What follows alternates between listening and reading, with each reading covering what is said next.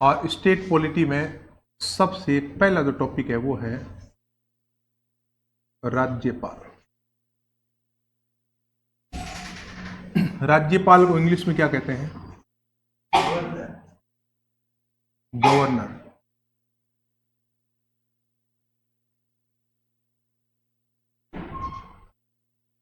राज्यपाल या गवर्नर। तो राज्यपाल नियुक्त होता है या निर्वाचित? क्या राज्यपाल का चुनाव होता है? नियुक्त होता है। गुड। तो हम सबसे पहले राज्यपाल में बात कर लेते हैं राज्यपाल के पद की। राज्यपाल का जो पद है उससे संबंधित कितने प्रकार के क्वेश्चन एग्जाम में पूछे जाते हैं उसकी हम बात करते हैं। तो इसमें एक तो क्वेश्चन आता है पद नाम का, कि राज्यपाल को किन किन नामों से हम जानते हैं। तो ये एक संवैधानिक प्रमुख कहलाता है। संवैधानिक प्रमुख, जिस प्रकार से केंद्र में राष्ट्रपति होता है संवैधानिक प्रमुख, ठीक उसी प्रकार से राज्यों में राज्यपाल होता है संवैधानिक प्रमुख। और इसको हम नाम मात्र प्रमुख भी बोलते हैं। नाम मात्र, जैसे केंद्र में राष्ट्रपति नाम मात्र होता है और वास्तविक प्रधानमंत्री होता है, ठीक वैसे ही राज्य में नाम मात्र राज्यपाल हो गया और वास्तविक मुख्यमंत्री हो गया। मुख्यमंत्री वास्तविक शक्तियों का इस्तेमाल करता है। एक परंपरा के अनुसार हम राज्यपाल को प्रथम नागरिक कहते हैं। राज्य का प्रथम नागरिक। वैसे देश का प्रथम नागरिक कौन होता है? राष्ट्रपति होता है। और ये राज्य की कार्यपालिका का अध्यक्ष होता है। देखो, कार्यपालिका नाम मात्र होगी, लेकिन वास्तविक कार्यपालिका का अध्यक्ष राज्यपाल ही होता है। अगर आपसे ये पूछ लें कि राज्य का मुखिया कौन होता है और सरकार का मुखिया कौन होता है,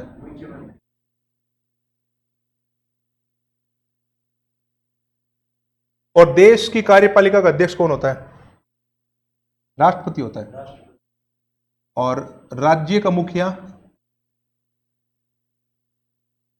और देश का मुखिया राष्ट्रपति। तो ये जो नाम है ये राज्यपाल के लिए लिया जाते हैं, और इसी प्रकार से हम देश से जोड़े तो ये राष्ट्रपति के लिए हो जाएंगे। सिंपल एकदम। उसके बाद में यहां पर आता है राज्यपाल पद प्रारंभ। क्या मूल संविधान में है राज्यपाल का पद?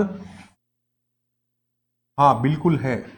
लेकिन राजस्थान के संदर्भ में हम देखें तो एक तारीख आती है 1 नवंबर 1956।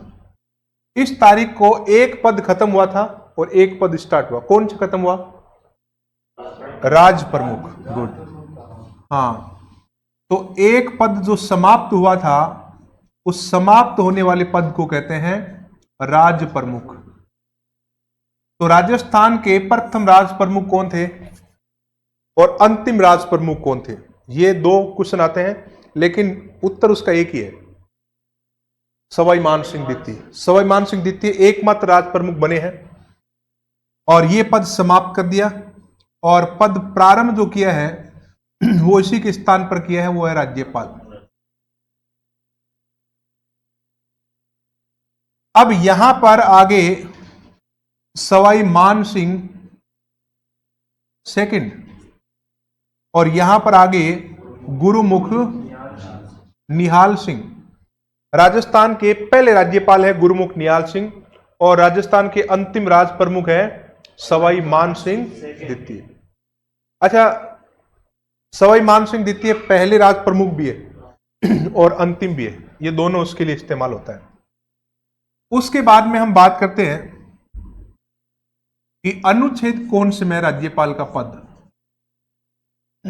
यहां पर आपको अनुच्छेद ध्यान में रखना है। अनुच्छेद 153, इस अनुच्छेद में लिखा है कि सभी राज्यों हेतु राज्यपाल होंगे।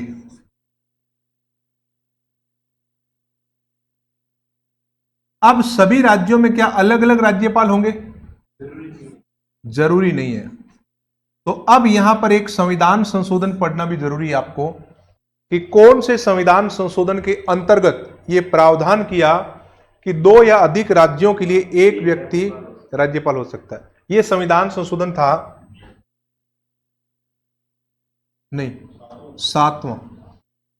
सातवां संविधान संशोधन हुआ है 1956 में। इस संविधान संशोधन के अंतर्गत यह प्रावधान किया कि 2 या अधिक राज्यों में एक व्यक्ति को राज्यपाल नियुक्त किया जा सकता है। सिंपल एकदम। तो ये राज्यपाल से संबंधित पद के बारे में इतने सारे फैक्ट हैं जो आपको ध्यान में रखने हैं। मैं आपको लिखवा दूंगा, एक बार समझ लो पहले। उसके बाद में हम बात करते हैं राज्यपाल पद की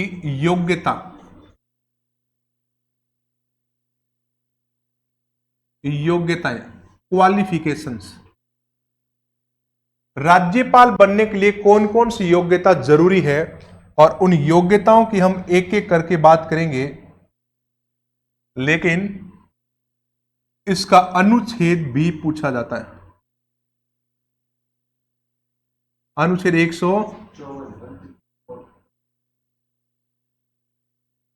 154 कैसे हुआ? देखो, 153 में है राज्यपाल का पद, 154 में लिखा है कि कार्यपालिका शक्तियां राज्यपाल के अंदर होगी, 155 में उसकी नियुक्ति है, 56 में कार्यकाल है, और 57 में उसकी योग्यता है, और 58 में पद की शर्तें हैं, 59 में शपथ है। तो 157 हो गए यहां पर अनुच्छेद। तो अनुच्छेद 157 में लिखा हुआ है योग्यता नंबर 1 कि वो भारत का क्या होगा? नागरिक होगा। अब नागरिकता के बारे में जो क्वेश्चन आता है वो है कि नागरिकता जन्मजात वाली होगी या निवास वाली, या दोनों में से कोई एक। तो यहां मैं आपको क्लियर कर दूं कि जन्मजात नागरिक होना जरूरी नहीं है, यह कंपलसरी नहीं है कि जन्मजात ही हो। यहां पर आपने अगर निवास के आधार पर नागरिकता ली है तब भी आप चुनाव लड़ सकते हैं, राज्यपाल बन सकते हैं, राष्ट्रपति बन सकते हैं। भारत का संविधान अमेरिका की तरह इतना कठोर नहीं है। अमेरिका में आपको पता होगा कि राष्ट्रपति राज्यपाल वही बन सकता है जो जिनका अमेरिका की धरती पर जन्म हुआ हो, लेकिन भारत में ऐसा नहीं है। तो ये भारत का संविधान जो है कठोर और लचीलेपन का समन्वय है। तो नागरिकता जन्मजात की आवश्यकता नहीं है, नागरिकता होनी चाहिए बस, कोई सी भी हो। 2 नंबर आता है न्यूनतम आयु कितनी होनी चाहिए? 35 ईयर। 35 वर्ष वो पूरी कर चुका हो, लेकिन 35 वर्ष से कम नहीं हो। और अधिकतम कितनी हो सकती है अगर ये पूछ ले? हाँ, अधिकतम आयु का संविधान में उल्लेख नहीं है, तो संविधान मौन है। उसके बाद में यहां पर आता है न्यूनतम आयु ये होगी, और अब पद की शर्तें आएगी। पद की शर्तें,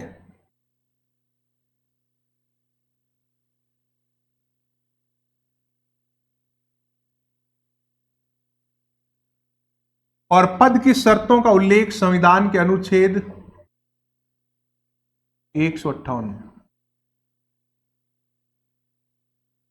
इसमें लिखा है कि राज्यपाल बनने के लिए जरूरी है कि आप किसी लाभ के पद पर न हो।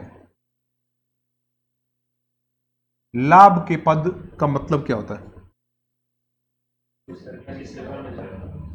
हाँ, आपके पद के अलावा कोई दूसरा सरकारी पद नहीं होना चाहिए आपके पास में, और बिजनेस भी नहीं कर सकता। वो जहां से पैसा आए, लाभ आए, वो नहीं कर सकता, तो उसे हम कहते हैं लाभ के पद पर न हो।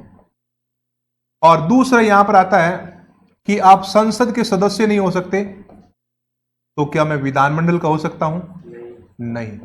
संसद और विधानमंडल दोनों के सदस्य आप नहीं हो सकते। मिर्जा विधानमंडल, विधानमंडल आपको पता है राज्यों में होता है, का सदस्य न हो। अच्छा, इनका सदस्य होता है, इसका मतलब वो राजनीति से जुड़ा हुआ है, और राज्यपाल जो है वो राजनीति से हमेशा दूर रहेगा। राजनीतिक रूप से वो बिल्कुल तटस्थ रहता है। आपने कभी नहीं देखा होगा कि राज्यपाल किसी पार्टी का प्रचार कर रहा है। मुख्यमंत्री जरूर करेगा, मंत्री करेगा, प्रधानमंत्री करेगा, लेकिन राज्यपाल, राष्ट्रपति, उपराष्ट्रपति ये नहीं कर सकते।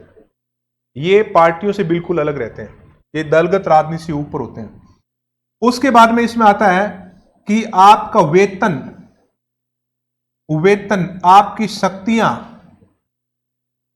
आपकी सुविधाएं कौन तय करेगा? नहीं, आपकी सुविधाएं विधि बनाकर तय की जाएगी संसद द्वारा। भारत की संसद ही राज्यपाल के वेतन का निर्धारण करती है, और यही कारण है कि पूरे भारत के जितने भी राज्यपाल है सबका वेतन बराबर होता है। मुख्यमंत्रियों के वेतन अलग अलग मिलेंगे आपको, लेकिन राज्यपाल का वेतन सेम होगा। इसका मतलब दिल्ली से डिसाइड होता है। अब हम बात कर लेते हैं वेतन की, कि राज्यपाल का वेतन एक्चुअल में होता कितना है। वेतन, सैलरी, राज्यपाल को जो सैलरी मिलती है।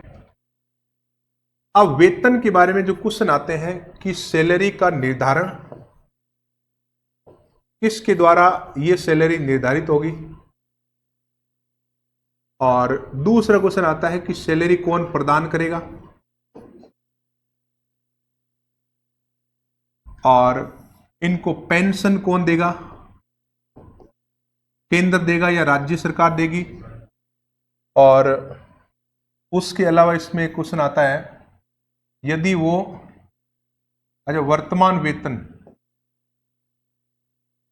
वर्तमान में इनका वेतन कितना है। तो वेतन के बारे में निर्धारित का एकदम क्लियर हो गया कि निर्धारण जो है इनका भारत की संसद करेगी, दिल्ली से इनका वेतन निर्धारित होता है संसद द्वारा। और प्रदान कौन करेगा? राज्य की संचित निधि, कंसोलिडेटेड फंड ऑफ स्टेट। संचित का मतलब क्या होता है? इकट्ठा। निधि का मतलब पैसा। ऐसी जगह जहां पर राज्य सरकार पैसा रखती है उसको हम कहते हैं राज्य की संचित। एक केंद्र की संचित निधि होती है। केंद्र वाली संचित निधि से वेतन राष्ट्रपति को मिलता है और राज्य वाली से राज्यपाल को मिलता है। पेंशन उसको देगी केंद्र की संचित निधि, या भारत सरकार भी आपका सही है। केंद्र की संचित निधि का मतलब है केंद्र सरकार। रिटायरमेंट के बाद में राज्यपाल को 50% पेंशन मिलती है, और राज्यपाल को वर्तमान वेतन कितना है? 3.5 लाख रुपया प्रति माह या प्रति वर्ष? प्रति माह। एक महीने का 3.5 लाख रुपया राज्यपाल को सैलरी मिलती है। आप देखो, सवाल ये आपसे, एक व्यक्ति 2 या अधिक राज्यों का राज्यपाल हो तब उसको वेतन कौन देगा? ऑप्शन है आपके पास 4। क्वेश्चन क्लियर है? एक व्यक्ति 2 या अधिक राज्यों का राज्यपाल है तो वेतन कौन देगा? पहला ऑप्शन है कि जो राज्य जिसका वो पहले राज्यपाल था राज्यपाल। दूसरा, वो सभी राज्य बराबर बांटेंगे। तीसरा, उस समय उसको वेतन केंद्र सरकार देगी। चौथा, उस समय वो वेतन लेगा ही नहीं। हाँ, सभी राज्य समान अनुपात में बांटेंगे। इसका निर्धारण भारत का राष्ट्रपति करेगा। अगर एक व्यक्ति 2 या अधिक राज्यों का राज्यपाल है तो। उसके बाद में हम आगे बात करते हैं कि राज्यपाल जो है नियुक्त किस प्रकार से होता है। राज्यपाल की नियुक्ति की बात करेंगे।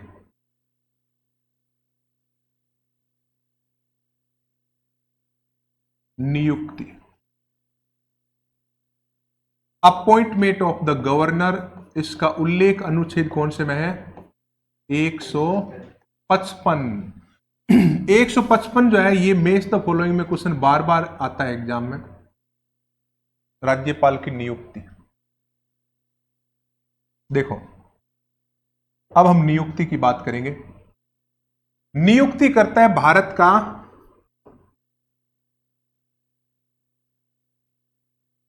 राष्ट्रपति। क्या राष्ट्रपति अपनी मर्जी से करेगा? कौन सलाह देगा? कौन सलाह देगा? ऐसी चल रही है क्या? मेरी तक हवा नहीं आ रही है, आप तक ही आ रही है क्या? है नीचे ग्रीन लाइट आ रही है क्या? आ रही है ना, बस से चल रही है। देखो, केंद्रीय मंत्री परिषद,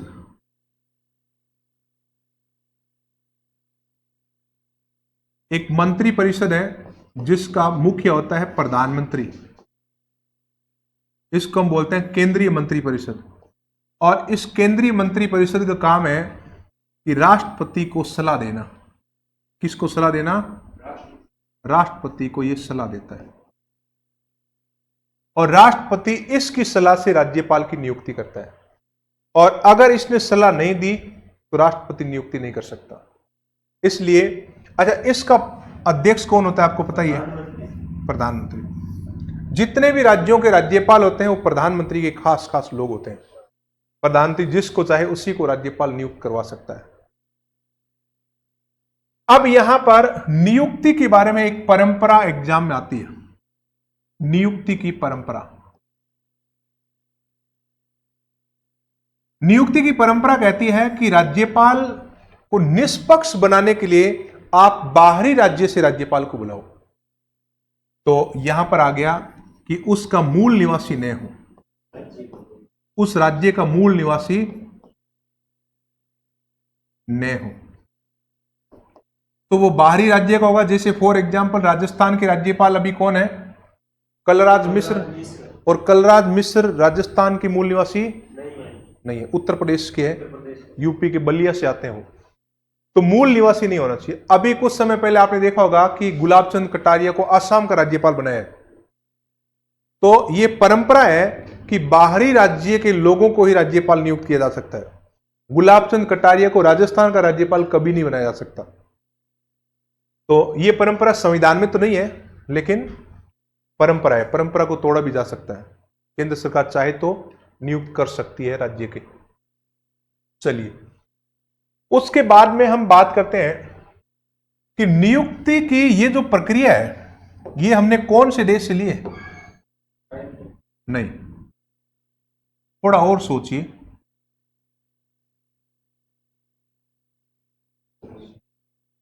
कनाडा। किसने बोला? किसने बोला? एकदम राइट, एकदम राइट। तो ये कनाडा से लिए हमने। राज्यपाल को नियुक्त करने की जो प्रक्रिया है ये कनाडा के संविधान से प्रेरित है। कनाडा भी भारत की तरह बड़ी विविधता वाला देश है, और वहां भी देश की एकता और अखंडता हमेशा खतरे में रहती है। तो इसलिए राज्यपाल केंद्र सरकार के होते हैं। तो हमने देखा कि भारत की एकता और अखंडता को मजबूत बनाना है तो राज्यपाल केंद्र का होना चाहिए उस राज्य के अंदर। तो राज्यपाल के अलावा भी कई पद ऐसे हैं राज्यों में जो केंद्र के हैं, जो केंद्र सरकार से आते हैं।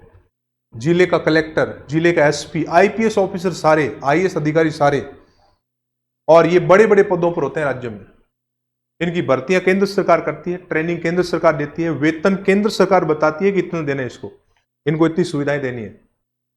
तो इसके पीछे उद्देश्य है देश की एकता और अखंडता को बनाए रखना, भारत को जोड़कर रखना। तो राज्यपाल की नियुक्ति राष्ट्रपति करता है केंद्रीय मंत्री परिषद की सलाह पर, और यह प्रक्रिया कनाडा से ली है। और मूल निवासी की परंपरा है यहां पर कि नियुक्त होने वाला व्यक्ति राज्य का मूल निवासी न हो। उसके बाद में हम बात करते हैं राज्यपाल की शपथ, पद की शपथ, या हम कह सकते हैं प्रतिज्ञान, ऑथ और एफ्रीमेशन।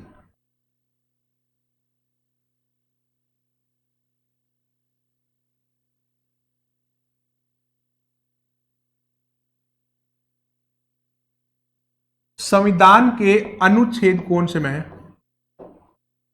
159। 159 में लिखा है कि राज्यपाल पद ग्रहण करने से पहले शपथ लेगा, या तो शपथ ले ले या प्रतिज्ञान कर ले। तो शपथ किसके समक्ष लेगा, क्वेश्चन है यहां से। तो chief justice of high court यानी कि मुख्य न्यायाधीश, उच्चतम नहीं, उच्च न्यायालय, तो यहां पर आता है मुख्य न्यायाधीश। मुख्य न्यायाधीश दो प्रकार के होते हैं, एक सर्वोच्च न्यायालय का मुख्य न्यायाधीश और एक उच्च न्यायालय का मुख्य न्यायाधीश। उच्च न्यायालय को इंग्लिश में बोलते हैं हाई कोर्ट। तो हाई कोर्ट का जो चीफ जस्टिस है वो राज्यपाल को शपथ दिलाता है, ध्यान रखना। कंफ्यूज होता है स्टूडेंट को कि राष्ट्रपति नियुक्त करता है तो वही शपथ दिलाता होगा, लेकिन नहीं, उस राज्य में उच्च न्यायालय का मुख्य न्यायाधीश शपथ दिलाता है। राज्यपाल इस शपथ में संविधान से संबंधित कुछ शब्दों का इस्तेमाल करता है। वो राज्यपाल इस शपथ में कहता है कि मैं ईश्वर की शपथ लेता हूं कि विधि द्वारा स्थापित भारत के संविधान का संरक्षण करूंगा, मैं इसका परिरक्षण करूंगा, मैं इसका प्रतिरक्षण करूंगा। ये तीन शब्द राज्यपाल अपनी शपथ में बोलता है, संविधान का संरक्षण, परिरक्षण और प्रतिरक्षण। संरक्षण का मतलब होता है कि सामान्यतः कानून के दायरे में शासन को चलाऊंगा। परिरक्षण में परि का मतलब है चारों ओर से, मैं संविधान की चारों ओर से रक्षा करूंगा। और प्रतिरक्षण में, प्रतिरक्षण डिफेंड बोलते हैं इसको इंग्लिश में, डिफेंड का मतलब खतरे से बचाना। तो संरक्षण का मतलब इंग्लिश में हम कहते हैं इसको प्रोटेक्शन,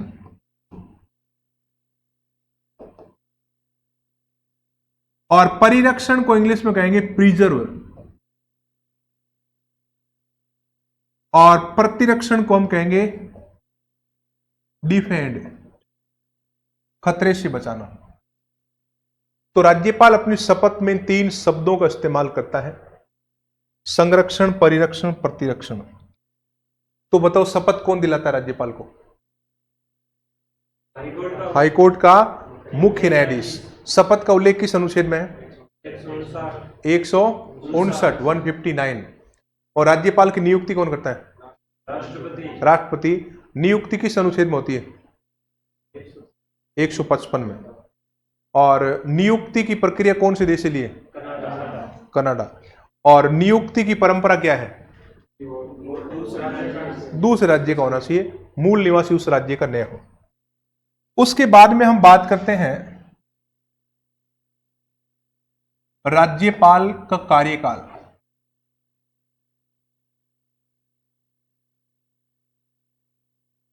कितने साल तक वो पद पर रहेगा?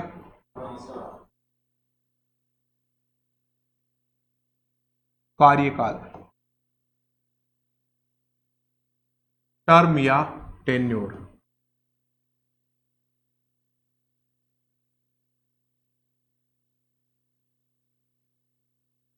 इसका उल्लेख संविधान के अनुच्छेद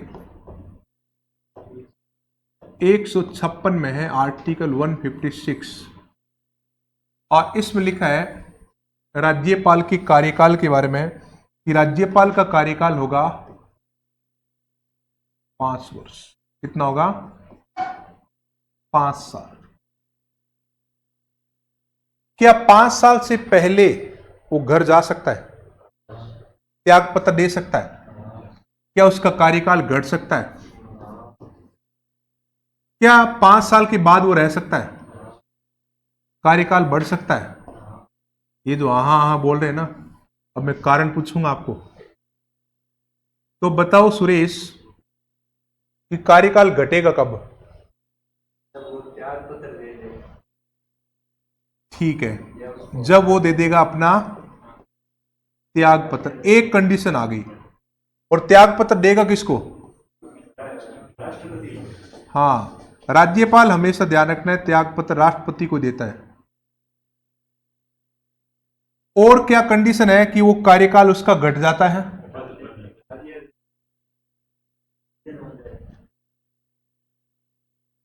हाँ, अगला जो कंडीशन है, पद पर हो जाए उसका निधन। और क्या कंडीशन है? और उसकी कंडीशन आती है पद से उसको हटाया गया। और हटाएगा कौन? राष्ट्रपति। एक चीज आपको ध्यान रखना है, बहुत ही जरूरी बात है कि राज्यपाल को हटाने की प्रक्रिया संविधान में कहीं भी नहीं है। कहीं भी न होने के कारण नियुक्त करने वाला हटा देता है। तो बताओ नियुक्त कौन करता है? राष्ट्रपति। तो हटाएगा कौन? राष्ट्रपति। सिंपल है। और निधन उसका कब होगा? यह भी कोई बात हुई? निधन उसका कब होगा? अब तक कितने राज्यों का राजस्थान में निधन हुआ है? 1 2 3 4। 2 कौन कौन थे? पहला कौन था? अब तक 4 का निधन हुआ है। अब तक राजस्थान में 4 राज्यपाल पद पर बैठे बैठे लुढ़क गए, जिसमें पहले का नाम दरबारा सिंह। नाम तो सुना ही होगा आपने। दरबारा सिंह का निधन हुआ था 1998 में, 1998 में। दूसरे व्यक्ति थे जिनका निधन हुआ है निर्मल चंद्र जैन। निर्मल चंद्र का निधन 2003 में हुआ है और दरबारा सिंह का 1998 में हुआ है। और तीसरा है शैलेंद्र कुमार सिंह। इसका निधन 2009 में हुआ है। और चौथी महिला है, बताओ कौन? गुड, प्रभा राव। और इसका निधन हुआ है 2010 में।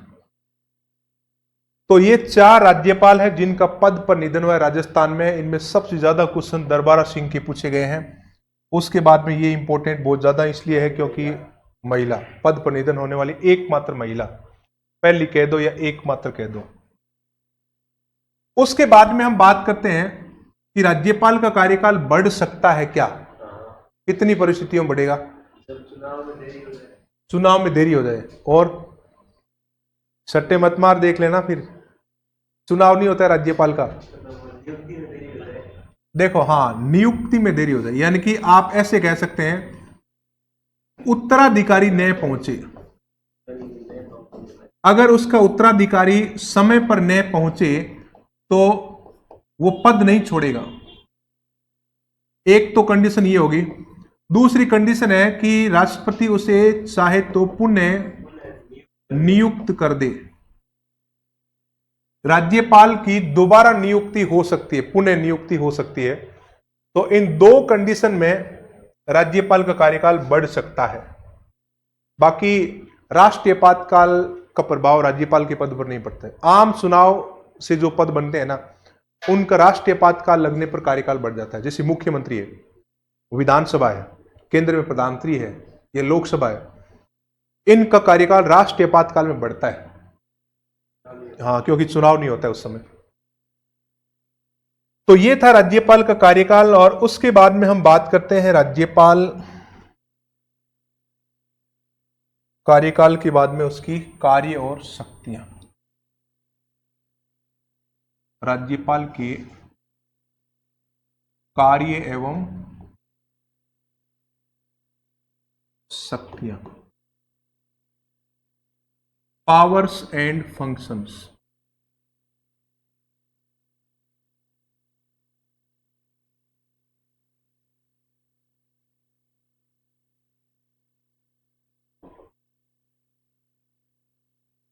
Powers and functions of the governor.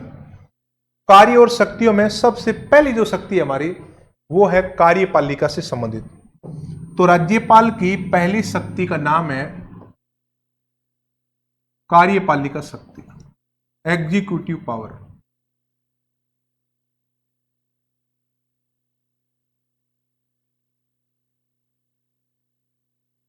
कार्यपालिका शक्ति कह सकते हो आप, एग्जीक्यूटिव पावर कह सकते हो।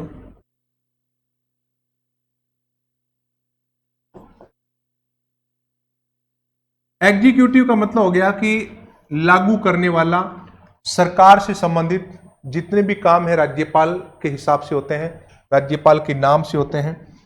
अब हम देखते हैं कौन कौन से इसमें कार्य राज्यपाल करता है। यहां पर सबसे पहले आता है अनुच्छेद 154। 154 कह रहा है कि स्टेट गवर्नमेंट की जितनी भी एग्जीक्यूटिव पावर्स है वो सारी की सारी किस व्यक्ति के अंदर होगी? राज्यपाल में होगी। यानी कि ये अनुच्छेद 154 राज्यपाल को पावर दे रहा है कि आपके अंदर पूरी पावर होगी, लेकिन अब एक अनुच्छेद आएगा जो पावर वापस छीनेगा। अब वो अनुच्छेद कौन सा है? 163। ये कह रहा है कि आपको सलाह देने के लिए एक मंत्री परिषद होगी और आप अपने कार्य उसकी सलाह से करेंगे। राज्य मंत्री परिषद, और इस मंत्री परिषद का हेड कौन होता है?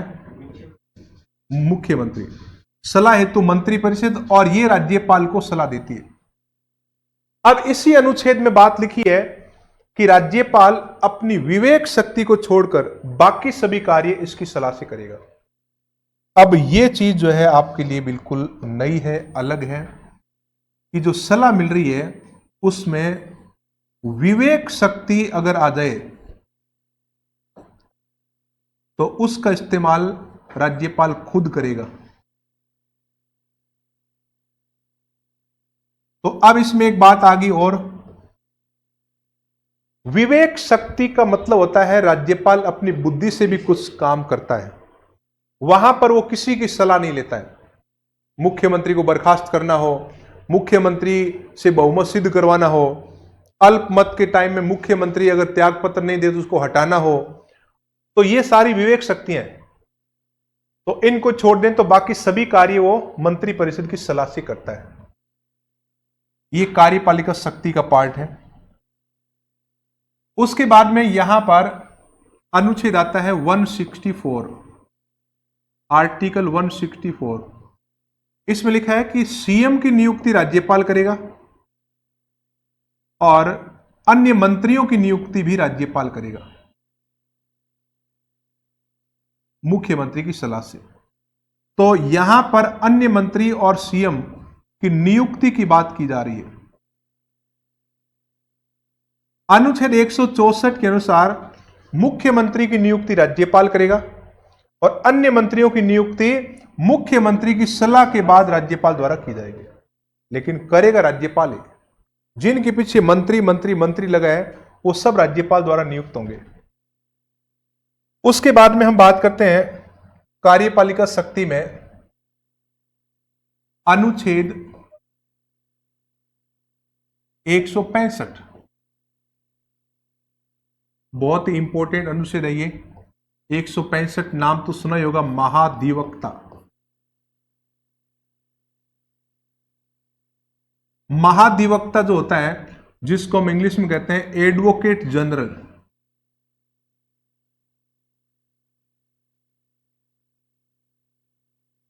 एडवोकेट जनरल एक प्रकार का वकील है, जिसे हम कहते हैं सरकार का वकील। और ये सरकार का वकील सरकार के मुकदमे लड़ता है, और इसकी नियुक्ति कौन करता है? राज्यपाल। एक तो क्वेश्चन आता है महाधिवक्ता की नियुक्ति का, एक क्वेश्चन आता है महाधिवक्ता को हटाने का, एक क्वेश्चन आता है महाधिवक्ता के त्याग पत्र का, और महाधिवक्ता की योग्यता का, महाधिवक्ता के कार्य क्या है, क्या महाधिवक्ता विधानसभा में भाग ले सकता है,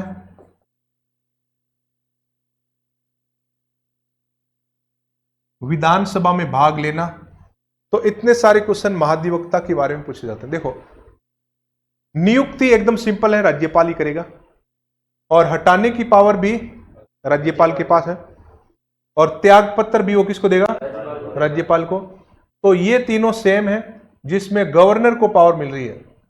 कि राज्यपाल नियुक्ति करेगा, राज्यपाल हटाएगा, राज्यपाल को त्यागपत्र कभी दे सकता है। उसके बाद में योग्यता उसकी हाईकोर्ट के जज के बराबर होती है।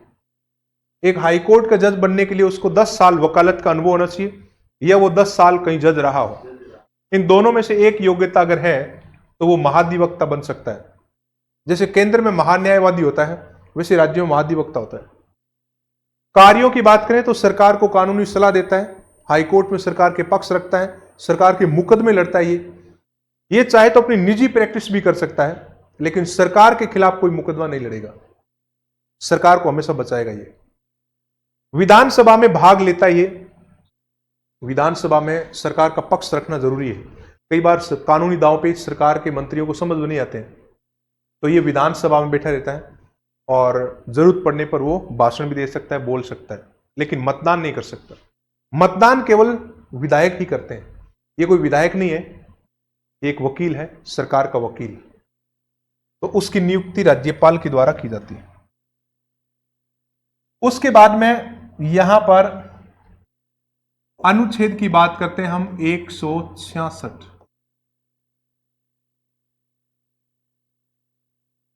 और अनुच्छेद 166 कह रहा है कि राज्य सरकार के जितने भी कार्य होंगे, हाँ, इन कार्यों पर नाम किसका होगा? सिग्नेचर होगा राज्यपाल का। जब तक राज्यपाल इसको अप्रूवल नहीं देगा तब तक वो काम लागू नहीं हो सकते। ये बात अनुच्छेद 166 कह रहा है कि सभी कार्य राज्यपाल के नाम से संचालित होंगे। उसके बाद में एक इंपॉर्टेंट अनुच्छेद आता है, अनुच्छेद 168। इसमें राज्यपाल को सलाह देने वाली मंत्री परिषद, मुख्यमंत्री, इनके बारे में है। देखो, एक तरफ होता है राज्यपाल और दूसरी तरफ होती है राज्यपाल की सबऑर्डिनेट मंत्री परिषद, जो राज्यपाल को सलाह देने का काम करती है। ये मंत्री परिषद। राज्यपाल और मंत्री परिषद के बीच में कौन होता है? सीएम। अब यहां पर इस अनुच्छेद में लिखा है कि राज्यपाल को यह अधिकार है कि इस मंत्री परिषद के सभी प्रशासनिक कार्यों की सूचनाएं राज्यपाल ले सकता है। प्रशासनिक कार्यों की सूचनाएं लेना, यानी कि राज्यपाल को सूचना का अधिकार है, और सूचना का अधिकार अनुच्छेद 168 में। अब इसी अनुच्छेद में लिखा हुआ है कि मुख्यमंत्री का कर्तव्य है यो मंत्री परिषद के सभी कार्यों की सूचना किसको देगा?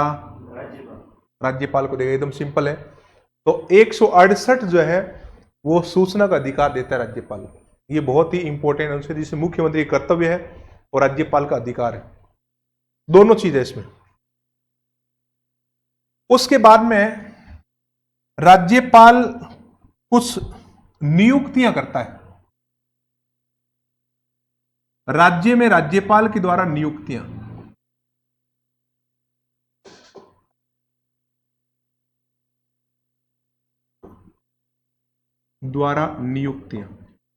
अब कौन कौन से पद हैं जहां पर नियुक्तियां राज्यपाल करेगा, उनकी हम एक एक करके बात कर लेते हैं। देखो, सबसे पहले नाम आता है मुख्यमंत्री का। राज्य का जो मुख्यमंत्री है उसकी नियुक्ति कौन करेगा? अच्छा, आप बताओ, उप मुख्यमंत्री की नियुक्ति कौन करेगा? और कैबिनेट मंत्री, राज्य मंत्री, इनकी? हाँ, मंत्री जिनके पीछे लगा है, उप मुख्यमंत्री, राज्य मंत्री, कैबिनेट मंत्री, संयुक्त प्रभार, स्वतंत्र प्रभार मंत्री, अन्य सभी मंत्री, इन सब की नियुक्ति राज्यपाल ही करता है। राज्य का वकील, महाधिवक्ता, यह भी राज्यपाल द्वारा नियुक्त होता है। और राज्य सरकार के आयोगों के अध्यक्ष व सदस्य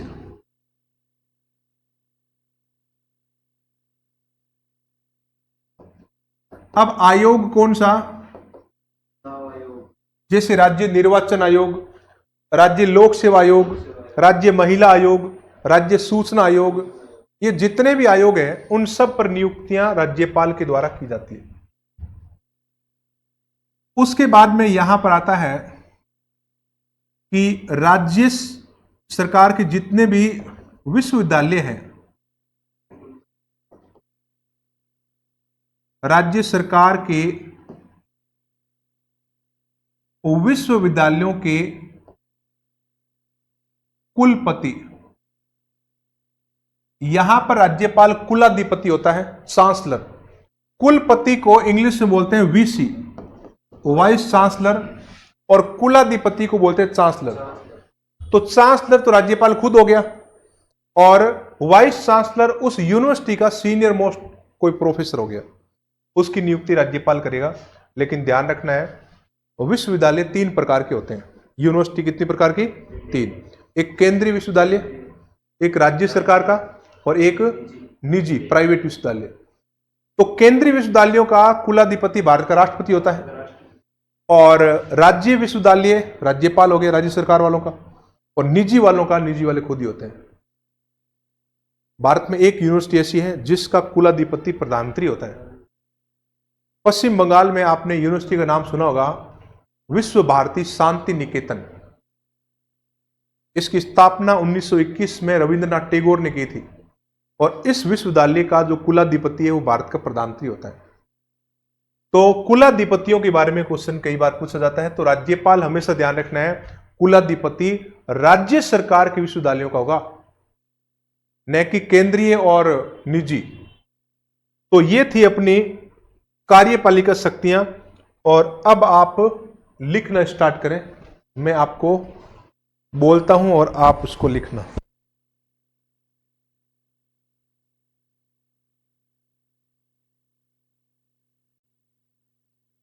विधायी शक्ति, या हम कह सकते हैं लेजिस्लेटिव पावर।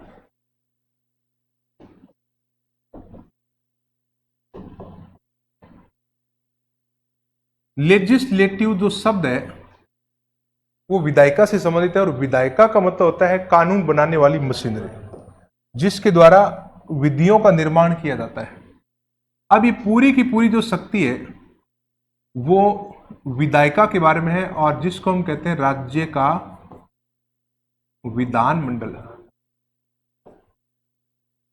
अब इस विधानमंडल की बात करें तो यहां पर एक अनुच्छेद आता है 168, आर्टिकल 168, और यह कह रहा है कि विधानमंडल का गठन 3 अंगों से मिलकर होगा, जिसमें एक होगा विधानसभा, एक होगा विधान परिषद, और एक कौन होगा? राज्यपाल। तो इसी अनुच्छेद से हमें यह पता लगता है कि राज्यपाल जो है वो विधानमंडल का अंग होता है इस अनुच्छेद के अनुसार, और विधानमंडल का अंग होने के कारण राज्यपाल को ये सारी की सारी शक्तियां मिल जाती है, जिसको हम कहते हैं विधायी शक्तियां। ये जो विधायी शक्ति है वो इसी के कारण उसको मिल रही है। अब इस विधायी शक्ति में, अच्छा यहां पर जो विधानमंडल है ना, इसको हम विधायिका बोलते हैं। क्या बोलते हैं? विधायिका, या हम कह सकते हैं इंग्लिश में स्टेट लेजिस्लेचर। राज्यपाल इस विधायिका के बारे में, यानी कि विधानमंडल के बारे में जो भी काम करे वो सारी की सारी विधायी शक्ति है। अब देखो काम कौन कौन सा करता है उसकी हम बात कर लेते हैं। यहां पर आर्टिकल आता है 174। ये अनुच्छेद जो भी मैं यहां लिख रहा हूं वो बहुत ही इंपॉर्टेंट अनुच्छेद है, जो एग्जाम में सीधे पूछे जाते हैं। इस अनुच्छेद में 3 प्रावधान है। एक लिखा है सत्र, एक लिखा है सत्रावसान। सत्रावसान का मतलब क्या होता है? समाप्त करना। और एक लिखा है भंग, या इसको हम कह सकते हैं विघटन, विघटन, भंग या डिजोल्यूशन।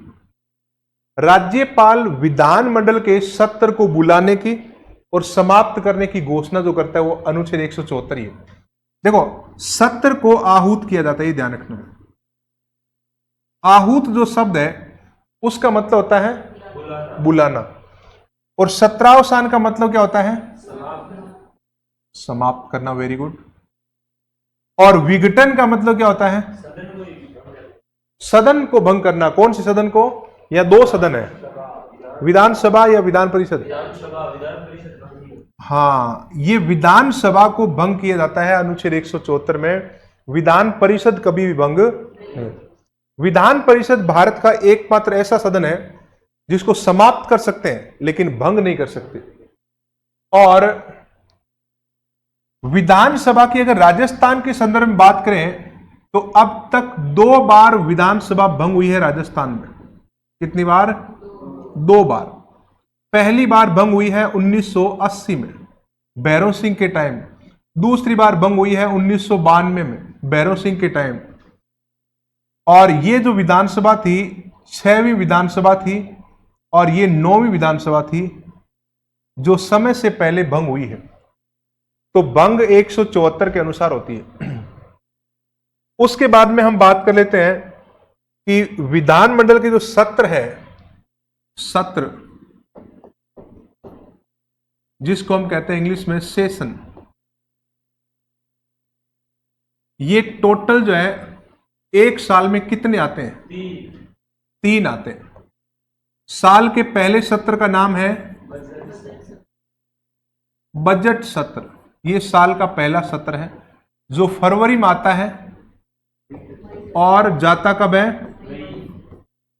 ध्यान रखना, ये साल का सबसे लंबा चलने वाला सत्र होता है। फरवरी से मई सबसे ड्यूरेशन इसका ज्यादा होता है। और दूसरा सत्र कौन सा है? मानसून सत्र। और मानसून कब आता है? जुलाई। अगले महीने आ रहा है मानसून। तो जुलाई में मानसून आता है और जाता कब है? सितंबर में मानसून चला जाता है। तो ये जो सत्र है ये भी सितंबर में चला जाता है। एक सत्र और बताओ कौन सा? शीतकालीन। गुड। तो तीसरा जो सत्र है उसका नाम है शीतकालीन। नाम से पता लग रहा है सर्दियों में आता ही है, तो नाम पड़ गया शीतकालीन सत्र। कब आता है बताओ? नवंबर में आता है और जाता कब है? दिसंबर। सर्दियों में आता है इसलिए इसका नाम पड़ गया शीतकालीन सत्र। तो ये हो गया सबसे बड़ा और ये हो गया सबसे छोटा सत्र। एक साल में 3 सत्र राज्यपाल बुलाता है, लेकिन क्वेश्चन आता है कि न्यूनतम कितने सत्र बुला सकता है?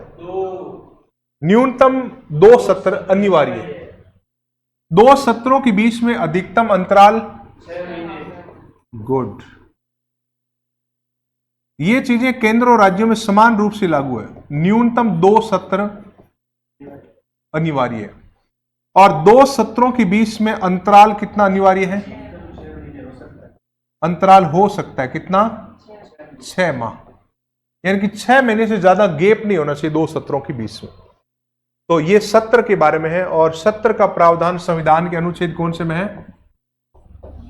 सत्र का प्रावधान है अनुच्छेद 174 174। उसके बाद में हम बात करते हैं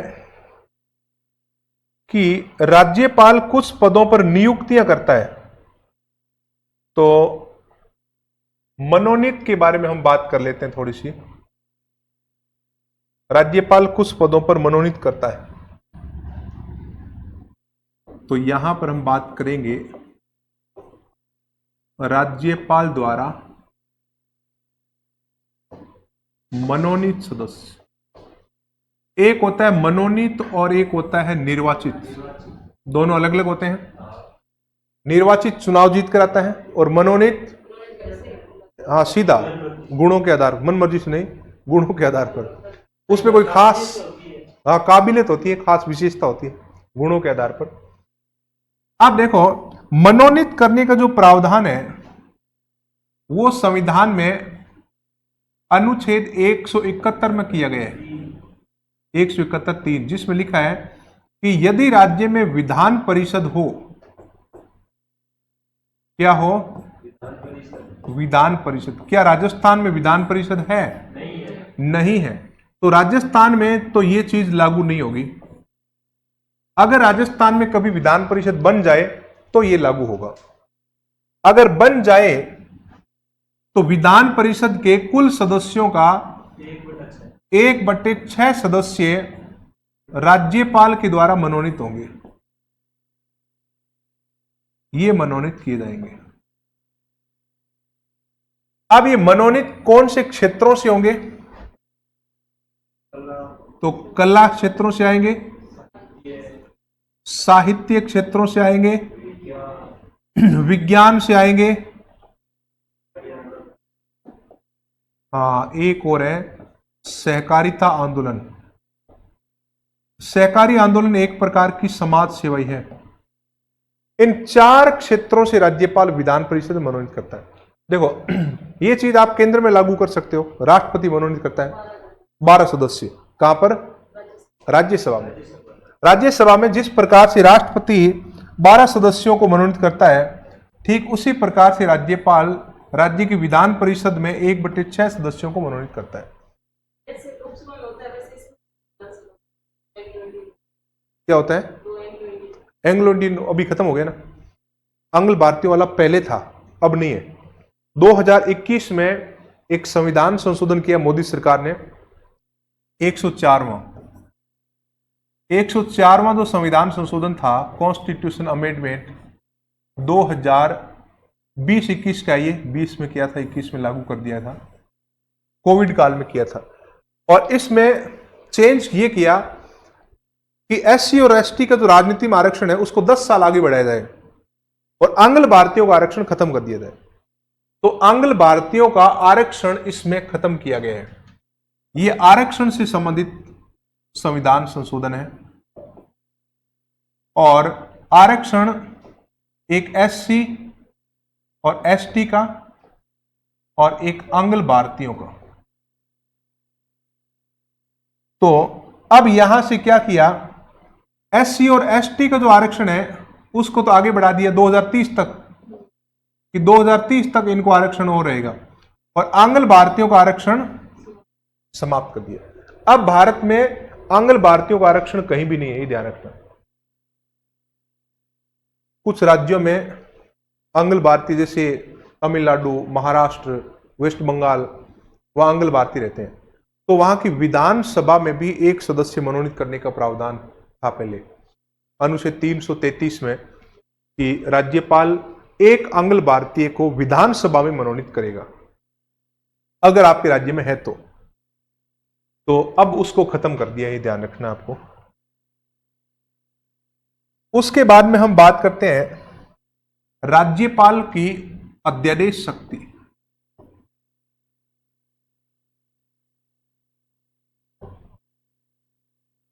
अध्यादेश एक कानून होता है जिसको हम कहते हैं अस्थायी कानून। अध्यादेश को हम कह सकते हैं ऑर्डिनेंस।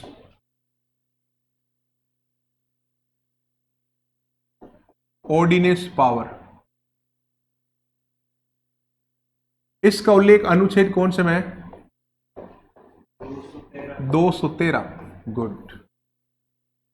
अनुच्छेद 213 में लिखा है कि अगर विधानमंडल के सत्र न चले तो राज्यपाल अध्यादेश जारी कर सकता है।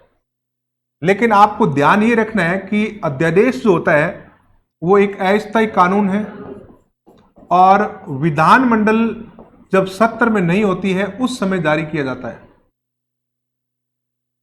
अब विधानमंडल में सदन, अंग, इनकी बात करें, विधानसभा, अगर राज्य में विधान परिषद हो तो उसको भी शामिल, और राज्यपाल।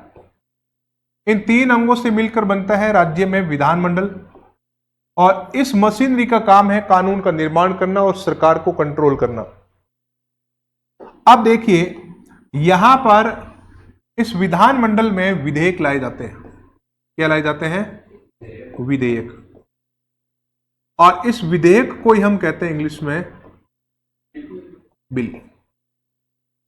और इस विधेयक को चर्चा के लिए पारित करवाया जाएगा और लास्ट में यह विधेयक क्या बन जाएगा?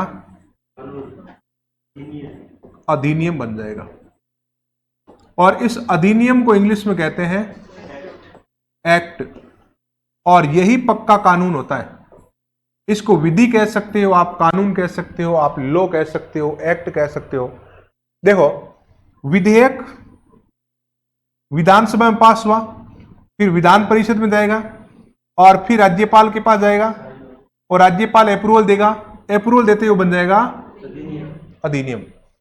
तो एक विधेयक राज्यपाल के हस्ताक्षर के बाद अधिनियम का रूप धारण करता है। लेकिन हम यहां पर पढ़ रहे हैं अध्यादेश, और अध्यादेश उस समय लाया जाता है जब विधानमंडल के सत्र न चले और कानून की आवश्यकता पड़ जाए। अब देखो, विधानमंडल के सत्र कब कब नहीं चलते हैं? जब दो सत्रों के बीच में गैप होता है।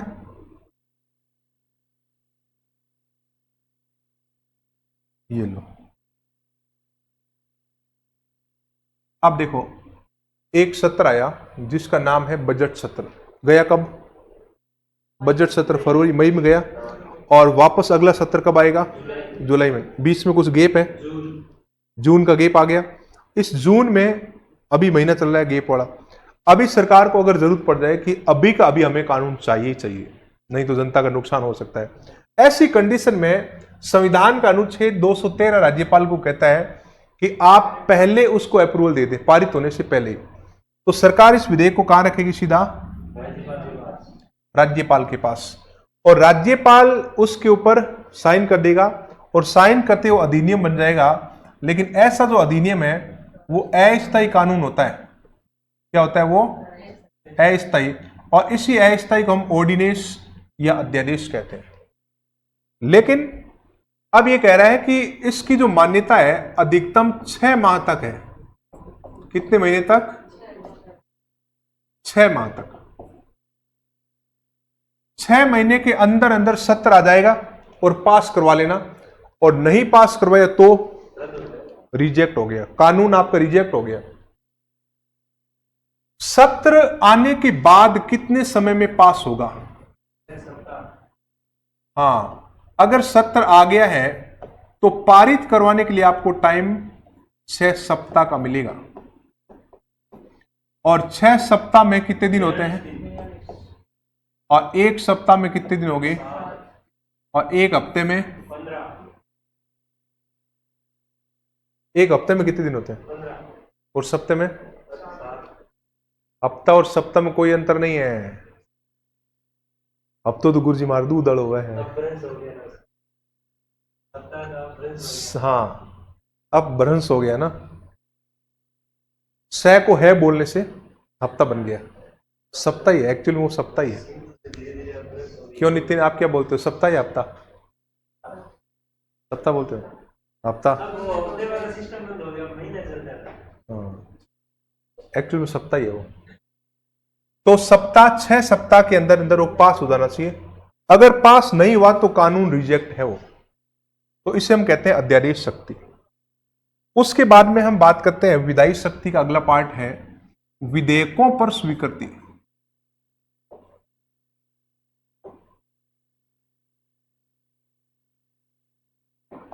राज्यपाल विधेयकों पर स्वीकृति प्रदान करता है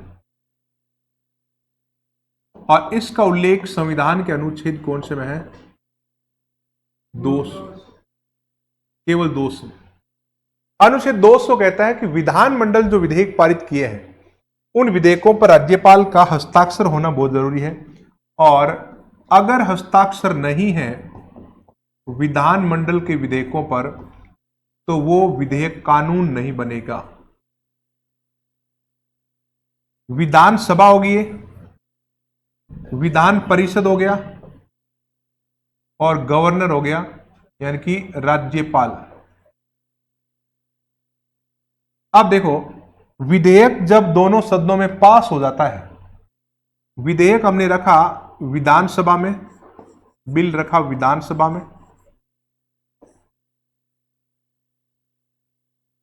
फिर यहां पर गया, यहां पर गया। देखो, विधान परिषद कंपलसरी नहीं है सभी राज्यों में, लेकिन अगर हो तो यहां भी पास करवाना है? होने की मतलब क्या, मतलब उसके पास एबिलिटी होनी चाहिए, किस राज्य के पास? राज्य की जनसंख्या इतनी होनी चाहिए कि आपकी विधान परिषद में प्रॉपर सीटें हो, और उन सीटों में 1/3 अगर निकालें तो 40 सीट आ जाए। अगर आपके राज्य में देखो, किसी राज्य में, हाँ, विधान परिषद अगर आपको बनाना है तो विधान परिषद के लिए एक कानून बनेगा विधानसभा में, और फिर संसद को भेजा जाएगा ये बनाने के लिए। संविधान के अनुच्छेद 169 में इसका प्रावधान है कि विधानसभा इस बिल को पास करे, और इस बिल को यहां पास करने के बाद में संसद के पास जाएगा, ये पार्लियामेंट दिल्ली, और फिर दिल्ली में दोनों सदनों में पास होगा पार्लियामेंट के, और फिर राष्ट्रपति अप्रूवल देगा। फाइनली राष्ट्रपति के हस्ताक्षर से विधान परिषद का गठन होता है। लेकिन उससे पहले इसमें सारी शर्तें वो लिखी जाती है। देखो, विधान परिषद में क्या होता है कि जो सदस्यों की संख्या होती है ना,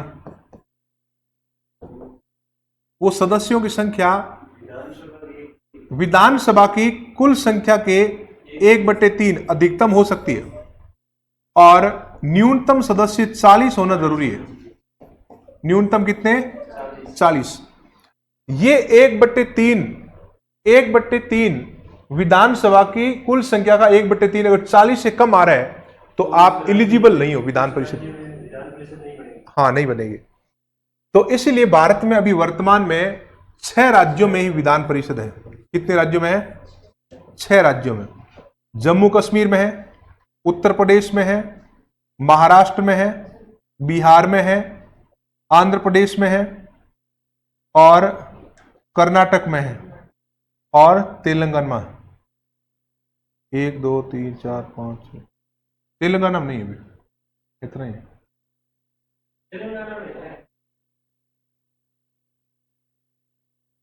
जम्मू कश्मीर, सॉरी, हाँ, तेलंगाना में है। जम्मू कश्मीर वाली खत्म हो गई। जम्मू कश्मीर पहले थी, जहां जब वो राज्य हुआ करता था। तो अभी देखो कहां कहां पर है? कर्नाटक, उत्तर प्रदेश, महाराष्ट्र और तेलंगाना और कर्नाटका, और एक और है बिहार। 1 2 3 4 5 6। कुंभटा बोलते हैं इसको, कुंभटा, कुंभक। चलिए, तो 6 राज्यों में विधान परिषद अभी। चलिए, अच्छा, के 2 बार क्या लिख दिया? हाँ, एक आंध्र प्रदेश है, ये ए है, ए आंध्र प्रदेश। कर्नाटक, उत्तर प्रदेश, महाराष्ट्र, तेलंगाना, आंध्र प्रदेश और बिहार। 6 हो गए ना? 3 3 6, 6 ही है। चलिए, तो अभी आप देखें, विधेयकों पर स्वीकृति हम पढ़ रहे थे, तो विधेयकों पर स्वीकृति जब पढ़ रहे थे तो हम विधान परिषद में चले गए। विधेयकों पर स्वीकृति राज्यपाल देता है अनुच्छेद 200 के अंतर्गत, और अगर राज्यपाल चाहे तो विधेयक को पुनर्विचार के लिए वो वापस भेज सकता है, अगर उसको कोई कमी लगे, सुधार की गुंजाइश हो तो। और अगर राज्यपाल को लगे तो वो उसको रोक सकता है, किसके लिए? राष्ट्रपति के विचार हेतु। क्या राज्य के विधेयक पर राष्ट्रपति स्वीकृति देता है? हाँ, देता है, अगर राज्यपाल ने उसकी सिफारिश की हो। क्या राष्ट्रपति राज्य की सरकार के किसी विधेयक को रिजेक्ट कर सकता है? बिल्कुल कर सकता है। यह विधेयक जो राष्ट्रपति के पास भेजा है, और राज्यपाल ने राष्ट्रपति के पास भेजा, राष्ट्रपति चाहे तो उसको स्वीकृति दे सकता है, चाहे तो रिजेक्ट कर सकता है। राष्ट्रपति जब स्वीकृति देता है या रिजेक्ट करता है तो इसका उल्लेख अनुच्छेद 201 में। राज्यपाल जब स्वीकृति देता है तो 200 में, राष्ट्रपति वाला 201 में। ये कंफ्यूज करता है, ध्यान रखना। 200 में लिखा है कि राज्यपाल विधेयकों पर स्वीकृति देगा या राष्ट्रपति के लिए रोकेगा, यहां तक तो 200 है। अब 201 स्टार्ट होता है कि राष्ट्रपति उसको स्वीकृति देगा या रिजेक्ट करेगा, ये 201 में।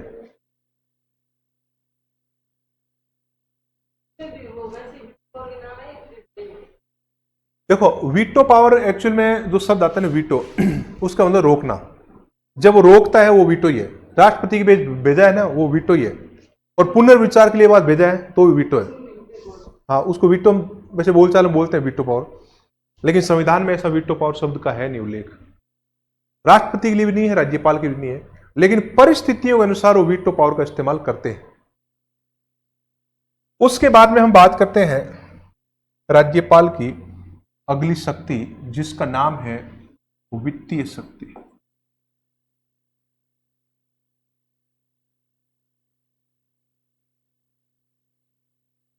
वित्तीय शक्ति या फाइनेंशियल पावर।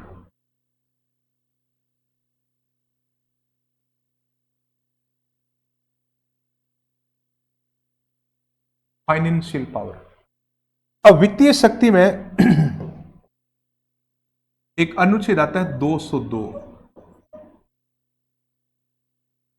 इस 202 में लिखा है कि राज्यपाल प्रतिवर्ष विधानमंडल में एक वार्षिक वित्तीय विवरण रखवाएगा। नाम है उसका बजट या वार्षिक वित्तीय विवरण। बजट शब्द का उल्लेख वैसे संविधान में है नहीं। एनुअल फाइनेंशियल स्टेटमेंट, जिसको हम बोलचाल की भाषा में कहते हैं बजट, लेकिन संविधान में अगर यह पूछे कि बजट शब्द कहां लिखा है तो कहीं भी नहीं लिखा है। तो बजट को संविधान में क्या कहा गया है? वार्षिक वित्तीय विवरण। और यह जो वार्षिक वित्तीय विवरण है राज्यपाल रखवाता है राज्य की विधानमंडल में, और इस विधानमंडल में एक सदन है जिसका नाम है विधानसभा। विधानसभा या लेजिस्लेटिव असेंबली। जब ये बजट रखवाया जाता है तो इस बजट के 60 दिनों के भीतर, अंडर 60 डेज, एक विधेयक पास होता है इस विधानसभा में। उस विधेयक का नाम है धन विधेयक। विधेयक का नाम क्या है? धन विधेयक कह सकते हो आप, इंग्लिश में इसको मनी बिल कह सकते हो, मनी बिल। ये जो विधेयक है, इस विधेयक को धन प्राप्त करने के लिए विधानसभा पास करती है। विधान परिषद पास नहीं करेगी, विधानसभा पास करेगी। विधान परिषद अगर राज्य में है तो यह धन विधेयक केवल 14 दिन के लिए विधान परिषद में भी जाता है, लेकिन अगर वो पास न करे तो विधानसभा उसको पास मान लेती है। जैसे विधानसभा में ये धन विधेयक गया, विधानसभा ने पास किया, तो सरकार को चाबी मिल गई धन की, संचित निधि की। संचित निधि क्या होती है? संचित निधि। अब आप इसको समझें कि संचित निधि वो रुपयों का एक बोरा है जहां सरकार अपना धन संचित रखती है। यह है रुपयों का एक बोरा। इसके बोरे के ऊपर क्या लगा हुआ है? लॉक। चाबी किसके पास में है? विधानसभा के पास। इसमें सरकार का पूरा पैसा है। और जैसे धन विधेयक पास हुआ विधानसभा में और ये चाबी सरकार को मिली, सारे मंत्री इस बोरे पर टूट पड़ेंगे और इस बोरे में से वो क्या प्राप्त कर लेंगे? धन, रुपया, और उसको फिर करेंगे खर्च करेंगे, अपने अपने अलग अलग क्षेत्रों में खर्च करेंगे। और मान लो कि स्वास्थ्य मंत्री ने कहा कि मुझे हॉस्पिटल बनवाने हैं, सड़क परिवहन मंत्री ने कहा कि मुझे सड़कें बनवानी है, शिक्षा मंत्री ने कहा कि मुझे रीट की भर्ती निकालनी है, और आरक्षण भी देना है। रिजर्वेशन कितना % कर दिया? L1 के लिए ना। ये भी विधानसभा पास नहीं होता क्या है? देखो कानून जितने भी है वो पास होते हैं, लेकिन कुछ कानून ऐसे होते हैं जो सरकार के आदेश से बन जाते हैं, उनको विधानसभा पास करवाने की जरूरत नहीं है। किसको? रिजर्वेशन का बिल है ना, ये पास हो जाएगा, ये बिल तो विधानसभा में आएगा ही आएगा। हाँ हाँ, अभी सत्र आएगा ना, तो ये विधानसभा पास होगा, उसके हाँ फिर खारिज हो जाएगा। अभी जैसे लोग आंदोलन कर रहे हैं, तो सरकार ने थोड़ा सा बैकफुट पर आई सरकार, और उसने कहा L1, पहले कहा कि शिक्षक में महिलाओं को 50%, हाँ रीट में मतलब सब में L1 L2 सब में 50% आरक्षण महिलाओं को। और जैसे आंदोलन और विरोध प्रदर्शन हुआ, तो सरकार ने कहा कि केवल L1 के लिए दिया हमने, तो L1 में आपका आरक्षण जो है 50%। L1 होता है 5वीं क्लास तक पढ़ाने वाले जो टीचर होते हैं, और वैसे वो ठीक भी है ना, छोटे बच्चे होते हैं, और छोटे बच्चों को क्या है कि थोड़ी सहानुभूति की आवश्यकता होती है।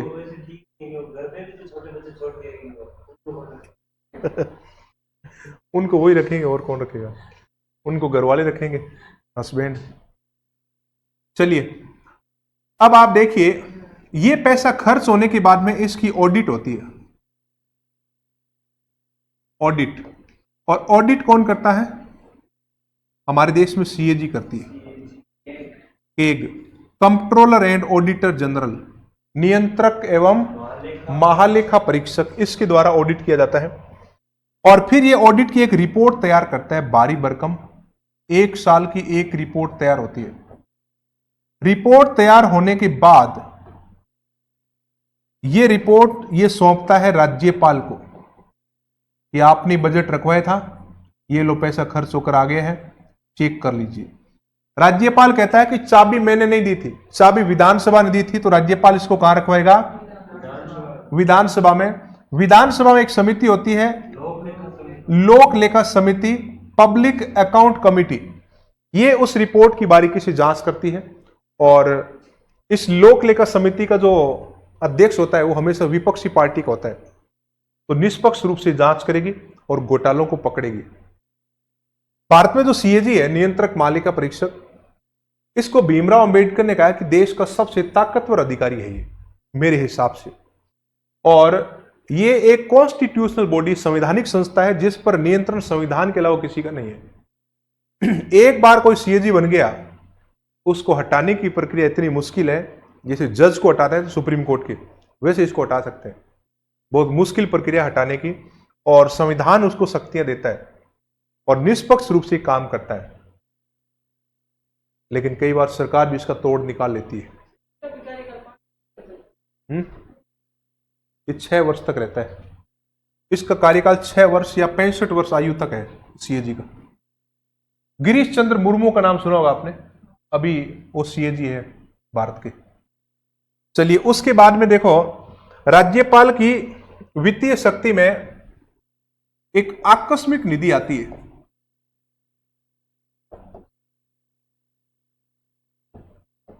और इस आकस्मिक निधि का उल्लेख संविधान के अनुच्छेद कौन से में है? 267(2). इसमें लिखा है आकस्मिक निधि। और आकस्मिक निधि पर नियंत्रण किसका होगा? देखो, जिस प्रकार से संचित निधि होती है, इसी प्रकार से आकस्मिक निधि होती है, लेकिन इसका आकार थोड़ा छोटा होता है। ताला इसके भी लगा हुआ है, चाबी इसकी भी है, किसके पास है? राज्यपाल के पास। इसकी चाबी हमेशा राज्यपाल के पास रहती है। आकस्मिक घटनाओं के दौरान जनहित में यह पैसा खर्च किया जाता है राज्यपाल की अनुमति से, और इसको हम कहते हैं आकस्मिक निधि। केंद्र में भी होती है, राष्ट्रपति के नियंत्रण में। उसके बाद में एक आता है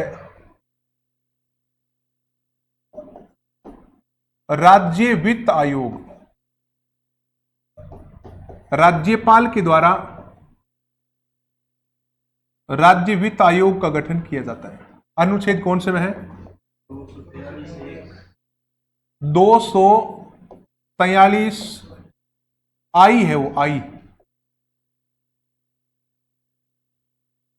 इसमें लिखा है कि राज्य सरकार का एक वित्त आयोग होगा और राज्यपाल उसका गठन करेगा। कितने सालों में? 5 सालों में। राज्यपाल इसका गठन 5 सालों में करेगा।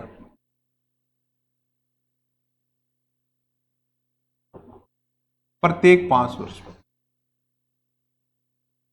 और इसका कार्य क्या होगा? इसका कार्य होगा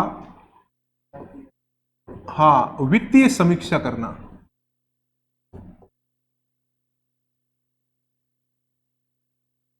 वित्तीय समीक्षा में लोकल गवर्नमेंट जो होती है ना, लोकल गवर्नमेंट, उनके आर्थिक सुधार के प्रावधान ये करता है। और लोकल गवर्नमेंट में एक तो आती है अपनी पंचायती राज और दूसरी आती है अपना नगरीय निकाय। इनके आर्थिक सुधारों का यह प्रावधान करती है। राजस्थान में अब तक कितने वित्त आयोग गठित किए जा चुके हैं? 1, 2, 3, 4, 5, 6। तो राजस्थान में पहला वित्त आयोग गठित हुआ है 1995 से 2000। इसके अध्यक्ष बने थे कृष्ण कुमार गोयल। यही बने थे। ये राजस्थान के पहले वित्त आयोग है। और दूसरा वित्त आयोग बना है राजस्थान में 2000 से 2005। इसके अध्यक्ष थे हीरालाल देवपुरा। हीरालाल देवपुरा ये दूसरे वित्त आयोग के अध्यक्ष बने हैं, 2005 तक रहे हैं। और तीसरे वित्त आयोग का अध्यक्ष 2005 में इसका गठन हुआ है और 2010 तक ये चला है। माणिकचंद सुराणा इसके अध्यक्ष बने थे। माणिकचंद सुराणा अपने बीकानेर से थे, लूणकरण सर के। और चौथे अध्यक्ष बने हैं 2010 में बीडी कल्ला, 2015 तक रहे हैं। और बुल्ला की दास कल्ला या बीडी कल्ला हम कह सकते हैं। 5वें अध्यक्ष इसकी बनी है महिला एक, 2015 से 2020 तक। और उस महिला का नाम है ज्योति किरण।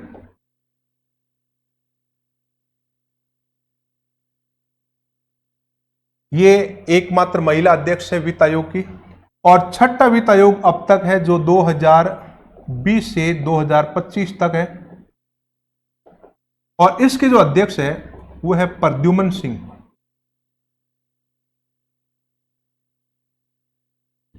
तो राजस्थान में अब तक 6 वित्त आयोग गठित हो चुके हैं। और जिसमें पहले का अध्यक्ष का नाम पूछा जा सकता है, महिला अध्यक्ष का नाम पूछा जा सकता है, वर्तमान अध्यक्ष का नाम पूछा जा सकता है, अनुच्छेद पूछा जाता है इसका किस अनुच्छेद में गठन होता है, कितने सालों में होता है, इसका उद्देश्य क्या है। तो ये राज्यपाल की वित्तीय शक्ति का पार्ट है। उसके बाद में हम बात करते हैं जो राज्यपाल की न्यायिक शक्ति है। तो अब लिख लें तो ठीक रहेगा, नहीं? चलो अब आप हेडिंग डालो और इसको लिखना स्टार्ट करें आप।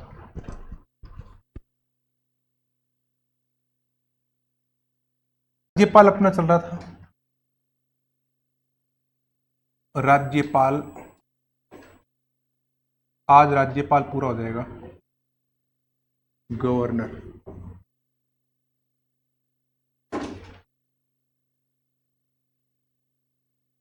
और राज्यपाल की हम पढ़े थे शक्तियां, पावर। और पावर में आज हम बात करेंगे राज्यपाल की पावर में न्यायिक शक्ति। राज्यपाल की न्यायिक शक्ति या हम कह सकते हैं जुडिशियल पावर।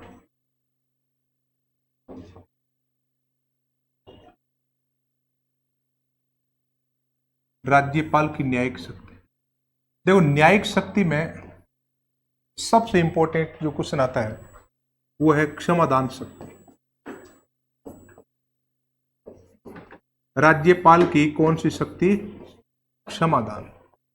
राज्यपाल राज्य के अपराधियों को क्षमादान कर सकता है, माफ कर सकता है। अब एक क्षमादान शक्ति कौन से अनुच्छेद में है? अनुच्छेद 161 में लिखा है कि अपराधी आपके राज्य का होना चाहिए और अपराधी सैनिक अदालत वाला नहीं होना चाहिए। राज्यपाल किसी भी अपराधी को माफ कर सकता है, सजा को कम कर सकता है, लेकिन सजा बढ़ा नहीं सकता, ये ध्यान रखना। सजा को घटाएगा वो, बढ़ाएगा नहीं, क्योंकि क्षमादान का मतलब भी होता है घटाना, बढ़ाना नहीं है। अब दूसरी बात आती है कि अपराधी कौन सा? क्या सैन्य अदालत के अपराधी को राज्यपाल माफ कर सकता है? सैन्य कोर्ट कह सकते हैं, मार्शल लॉ कह सकते हैं, कोर्ट मार्शल जिसको बोलते हैं। एक अपराधी होता है मृत्युदंड वाला, जिसको मृत्युदंड मिला हुआ है।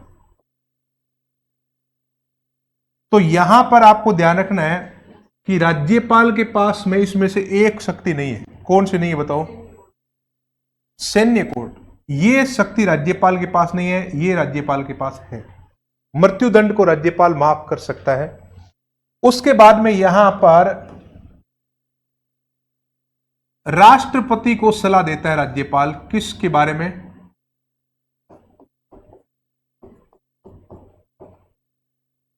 राष्ट्रपति को सलाह।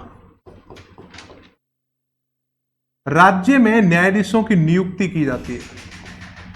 भारत का राष्ट्रपति, हां, भारत का राष्ट्रपति राज्य में कुछ नियुक्तियां करता है न्यायाधीशों की, और उसमें दो प्रकार के जज हैं।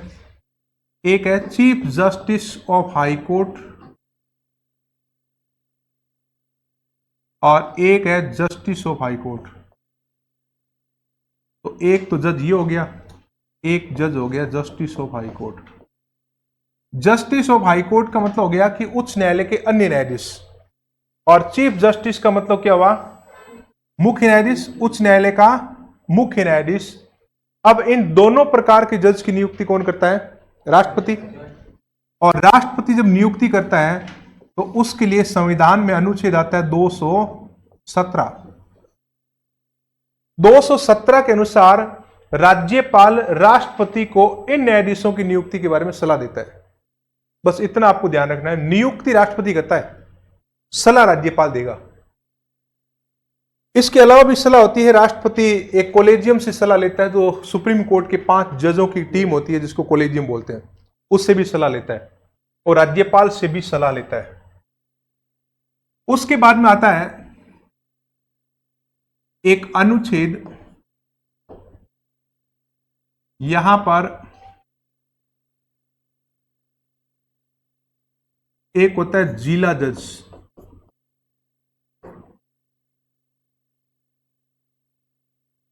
और एक होता है न्यायिक अधिकारी।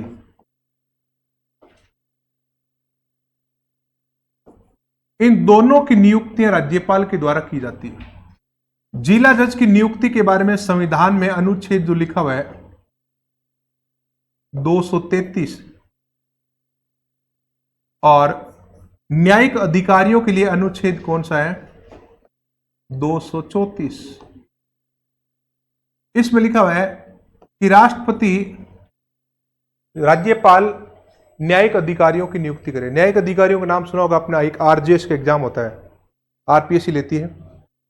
आरजेएस ये वो होते हैं जो राजस्थान जुडिशियल सर्विस से संबंधित होते हैं, और इनको जिले कोर्ट से भी छोटी जो अदालतें होती है उसमें जज बनाया जाता है, जिनको न्यायिक अधिकारी बोलते हैं। फिर प्रमोट होकर ये जिला जज बनते हैं, फिर प्रमोट होकर ये हाई कोर्ट के जज बनते हैं।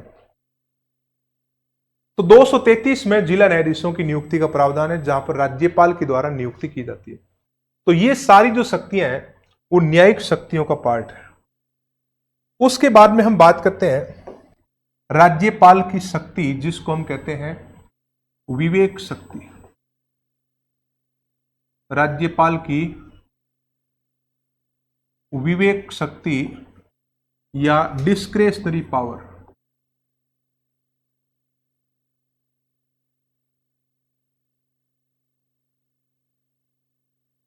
विवेक शब्द का मतलब क्या होता है? बुद्धि।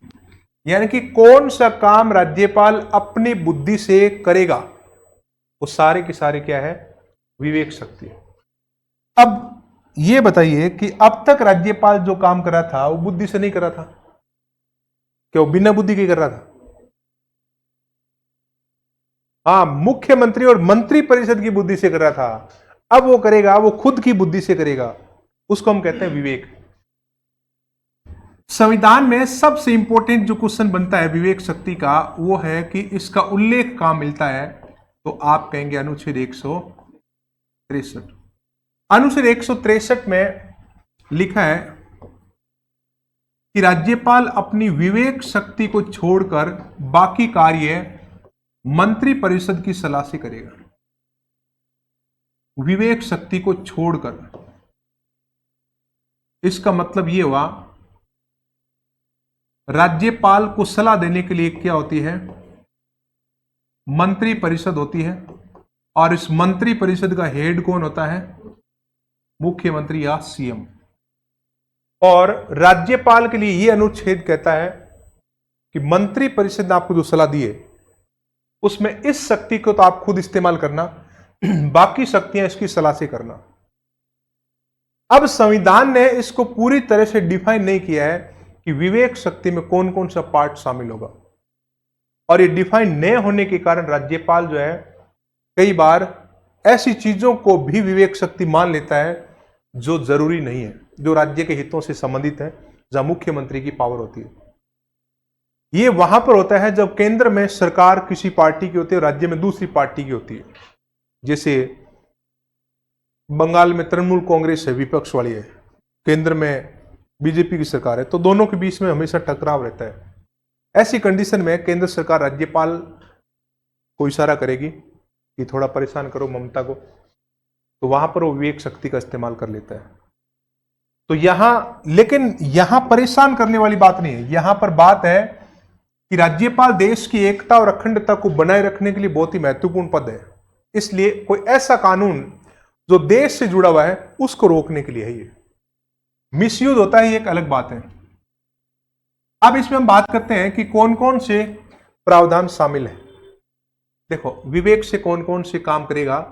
सीएम की नियुक्ति कौन करता है, राज्यपाल करता है।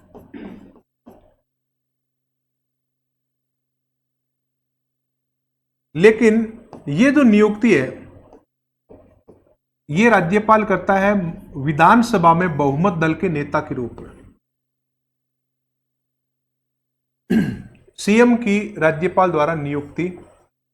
अब अगर राज्य की विधानसभा में उसकी पार्टी को पूर्ण बहुमत न मिले, पूर्ण बहुमत का मतलब तो आप जानते होंगे 50% प्लस 1, इतना अगर नहीं मिला तो राज्यपाल अपने विवेक से मुख्यमंत्री की नियुक्ति कर सकता है। यह विवेक शक्ति है। अब दूसरी बात आती है विवेक शक्ति में कि यहां पर सीएम को वो कभी भी आदेश दे सकता है। आदेश किसका आदेश देगा वो, कि आप विधानसभा में अपना बहुमत सिद्ध करो। तो बहुमत सिद्ध करने का आदेश दिया जा सकता है। आपको पता है, यह बहुमत सिद्ध करवाने के लिए एक प्रस्ताव पारित होता है जिसका नाम है विश्वास प्रस्ताव। कौन सा प्रस्ताव है ये, विश्वास प्रस्ताव।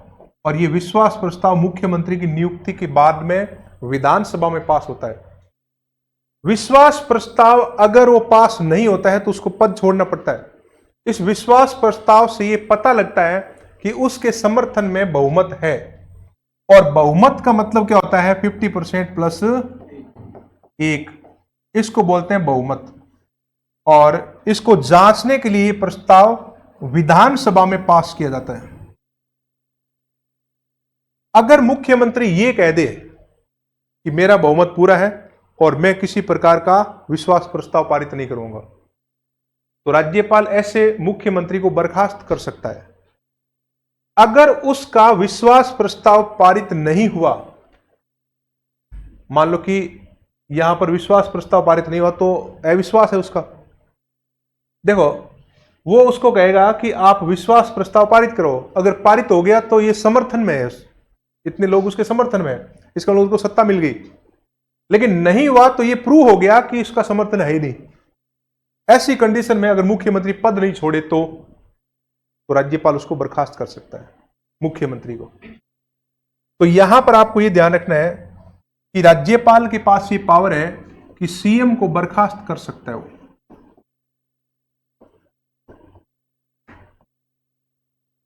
सीएम को बर्खास्त करना।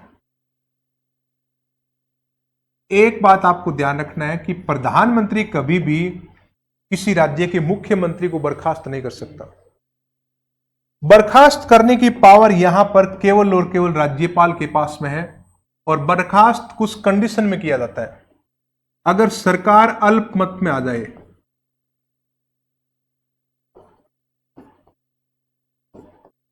और अल्पमत का मतलब है वहां संख्या बल कम हो जाए, और सीएम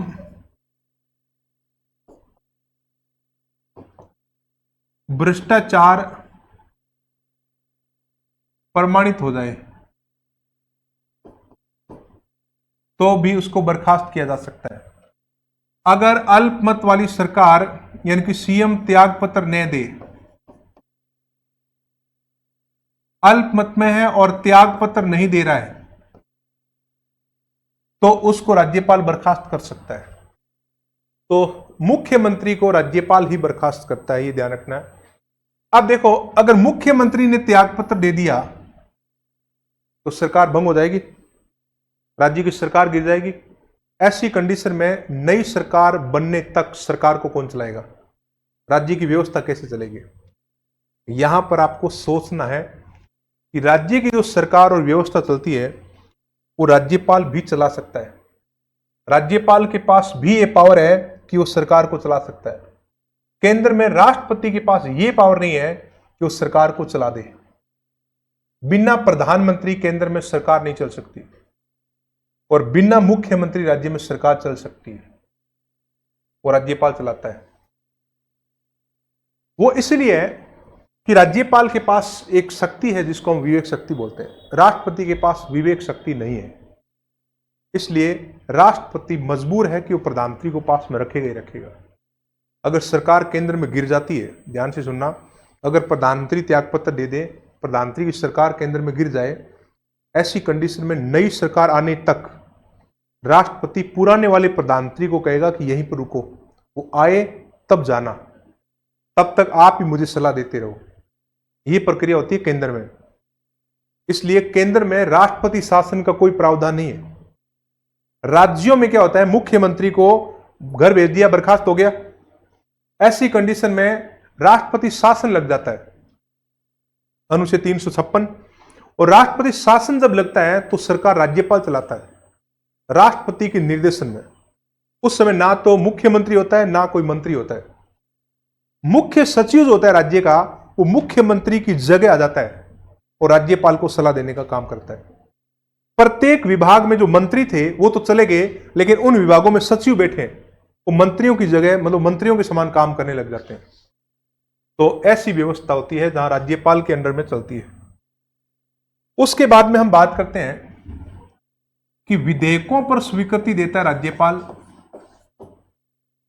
यह भी यहां उसकी विवेक शक्ति है।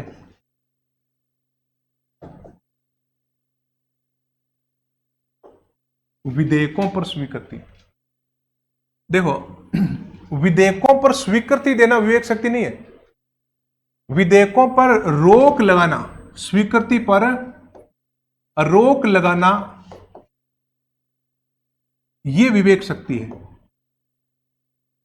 देखो, जब राज्य में विधेयक पास होते हैं और एक अनुच्छेद आता है यहां पर 200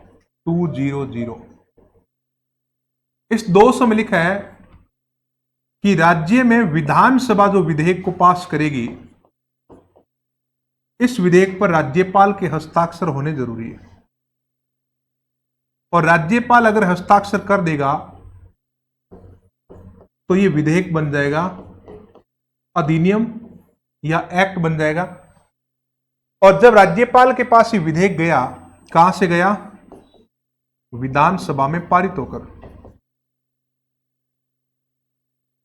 विधानसभा से पारित होकर राज्यपाल के पास गया और राज्यपाल के पास अब एक विवेक शक्ति है कि अगर ये धन विधेयक नहीं है, दूसरे टाइप का विधेयक है, तो आप इस विधेयक को क्या करोगे, वापस लौटा सकते हो, वापस लौटा सकते हो। और उस रास्ते से जो विधेयक को लेकर आया है, और लेकर कौन आया है, मंत्रिपरिषद, ये लेकर आइए। विधेयक जितने भी होते हैं वो मंत्रिपरिषद के द्वारा विधानसभा में रखे जाते हैं। मंत्रिपरिषद विधानसभा पारित करवाती है, राज्यपाल के पास भेजती है, और राज्यपाल उसको वापस मंत्रिपरिषद के पास भेज दे, जिसको हम बोलते हैं निलंबन वीटो, यानी कि उसने सस्पेंड कर दिया, उसको सस्पेंसिव वीटो कहते हैं इसको। और ऐसी कंडीशन में राज्यपाल ने किसी से सलाह नहीं ली है, और बिना सलाह के राज्यपाल जो भी काम करे वो सारा का सारा राज्यपाल की विवेक शक्ति का पार्ट है। यहां पर उसकी विवेक शक्ति काम कर रही है, और हम पढ़ रहे राज्यपाल की विवेक शक्ति। ये राज्यपाल की विवेक शक्ति है कि उसको वापस भेज रहा है। विवेक शक्ति ही है कि राज्यपाल इस विधेयक को राष्ट्रपति हेतु सुरक्षित रख लेगा। राष्ट्रपति के विचार हेतु सुरक्षित रखना, अगर राज्यपाल को लगे कि देश के हित से जुड़ा हुआ विधेयक है, तो संविधान में 200 है, अनुच्छेद 200, इसमें लिखा हुआ है कि आप राष्ट्रपति के विचार हेतु अपने पास सुरक्षित रख लो। 201 में तो लिखा है कि राष्ट्रपति उस विधेयक को स्वीकृति देगा या उसको रोकेगा। तो 200 में तो लिखा है कि राज्यपाल के पास विधेयक जाएगा तो राज्यपाल स्वीकृति देगा या वापस भेजेगा या राष्ट्रपति के विचार हेतु रखेगा। ये बातें लिखी है 200 में। और 201 में राष्ट्रपति, यहां पर 201 जो है अनुच्छेद, इसमें लिखा है कि राष्ट्रपति उस विधेयक को या तो स्वीकृति दे सकता है या उसको रद्द कर सकता है। ये 201 में लिखा है। तो यहां पर आपको नहीं लग रहा राज्यपाल काफी पावरफुल लग रहा है, विवेक शक्ति का इस्तेमाल वो कर सकता है। उसके बाद में एक विवेक शक्ति काम करती है राज्यपाल की राष्ट्रपति शासन में।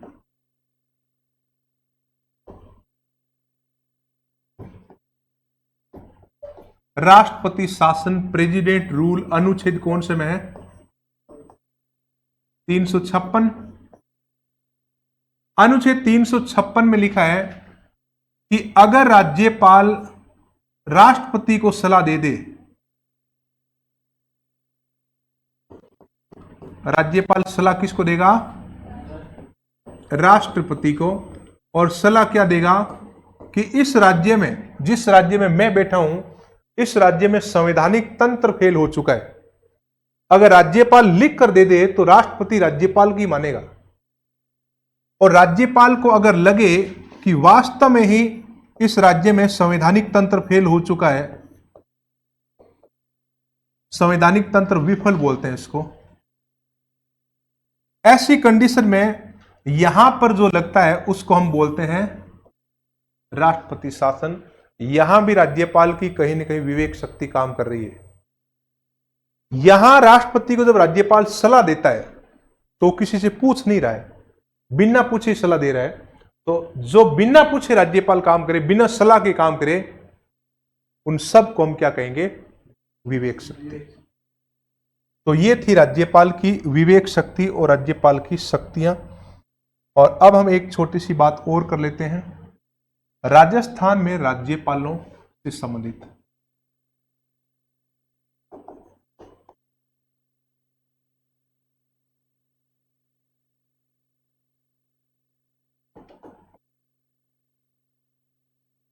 राजस्थान में अगर हम देखें राज्यपालों के बारे में, तो यहां पर हम सबसे पहले तो बात करते हैं कि राज्यपाल प्रथम कौन था। कौन था, गुरमुख निहाल सिंह राजस्थान के पहले राज्यपाल का नाम है।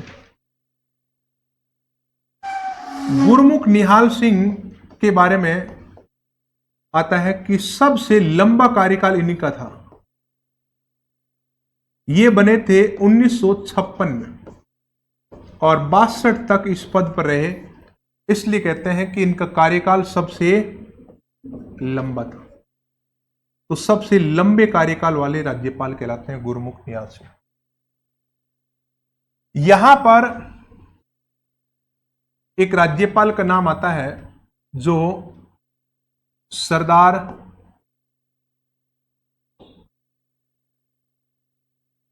हुकुमचंद, सॉरी, एक संपूर्णानंद है नाम, संपूर्णानंद।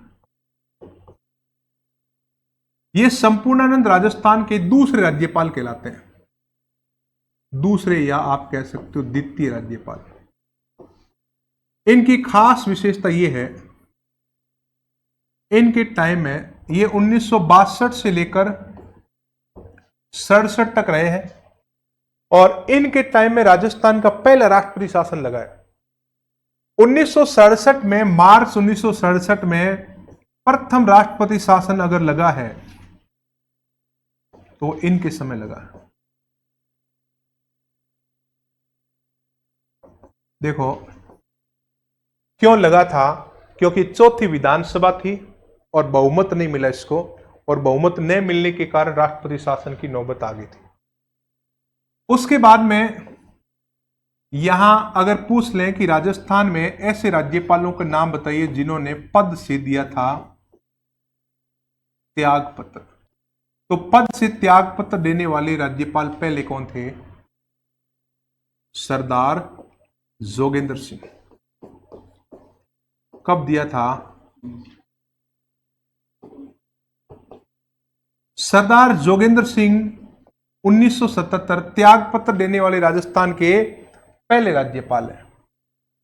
और उसके बाद में एक राज्यपाल का नाम आता है मदन लाल खुराना। अच्छा, राज्यपाल को हटाने की प्रक्रिया संविधान में न होने के कारण इस प्रकार की दिक्कतें आती है कई बार।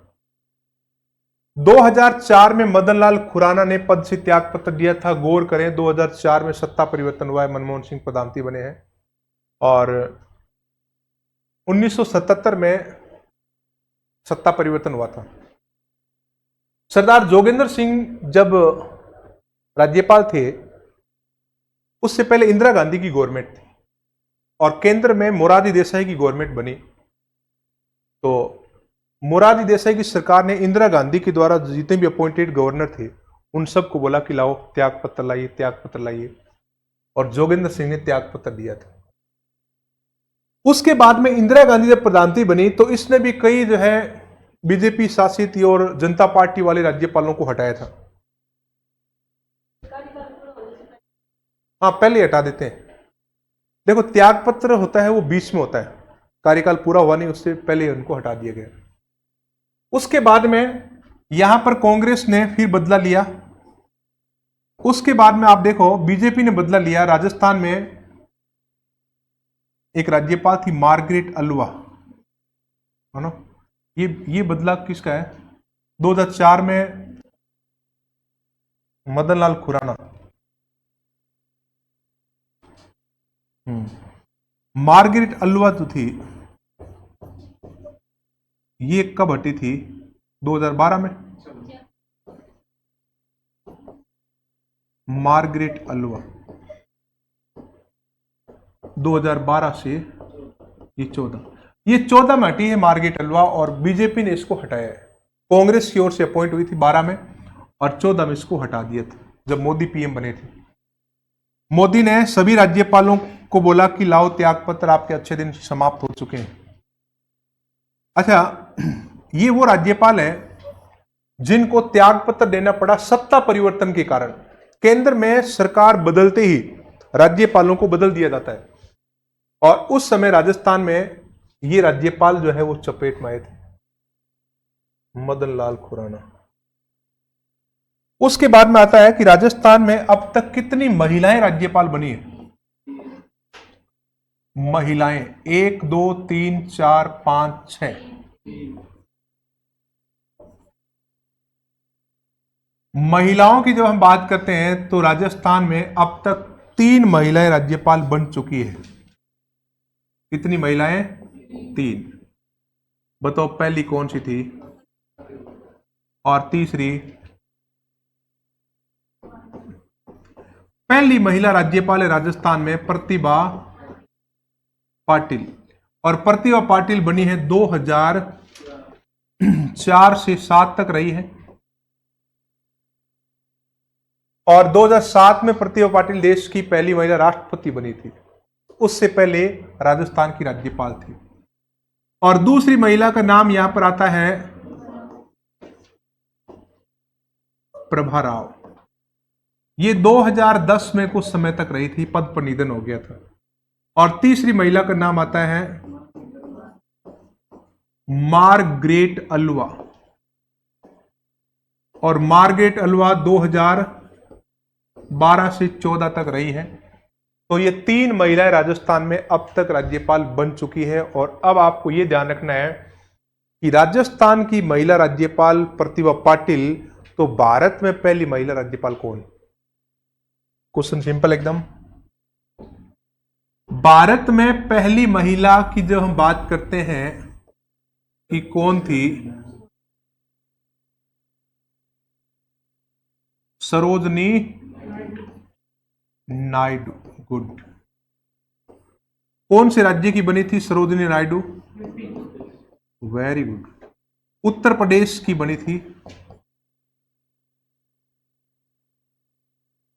अच्छा, राजस्थान में पहली महिला मुख्यमंत्री कौन थी? और भारत में पहली महिला मुख्यमंत्री कौन थी? सुचेता कृपलानी, वो भी यूपी की थी। तो सरोजनी नायडू 1947 में 1947 में यूपी की राज्यपाल बनी थी, और यूपी की पहली महिला राज्यपाल, पूरे भारत में पहली महिला राज्यपाल है। राजस्थान के वर्तमान राज्यपाल कौन है? कलराज मिश्र है, और ये अभी चेंज होने वाले हैं।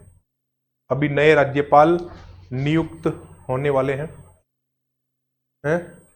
ये आपके 24 में है, 24। चलिए, तो अब आप एक काम करें, लिखना स्टार्ट करें। मैं बोलता हूं और आप फटाफट लिखेंगे।